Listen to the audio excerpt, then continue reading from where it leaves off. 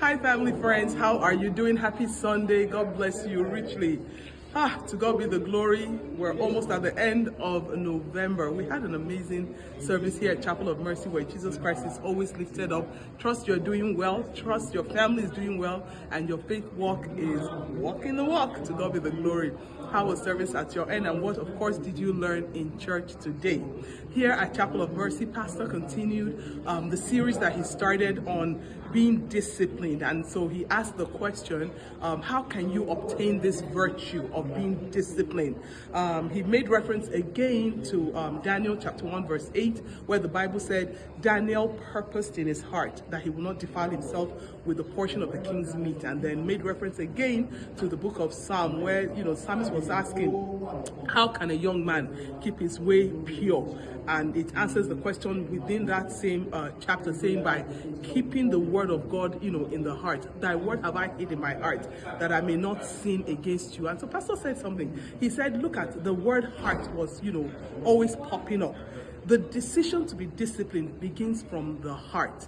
And the heart itself actually sits every other conviction that you and I have.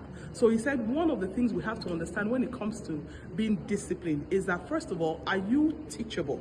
Are you willing to be teachable? Because if you and I were not teachable, we cannot even talk about being disciplined. Somebody has to teach you how to get to that point of being disciplined. Are you available to be taught, in the first place? Then how do you respond to correction? Do you receive it graciously, or do you have an attitude? What exactly is your attitude, my attitude, when we are being corrected?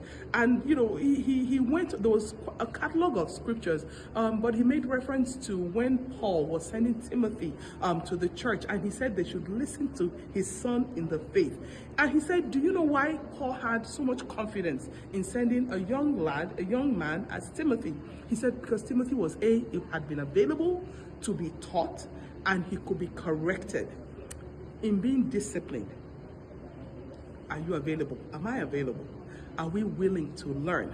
And he was encouraging us that you want to surround yourself with people, who are older than you. It could be older than you in the faith. It could be older than you in terms of age, but not just necessarily age, but they have been proven to carry, a healthy lifestyle, someone that you can genuinely look up to. He said, as we go through life by God's grace, you're going to be making decisions, and the place of discipline, he cannot overemphasize it, which is true. If we're not disciplined, he said, unfortunately, what you will notice is wealth, and wealth is not only restricted to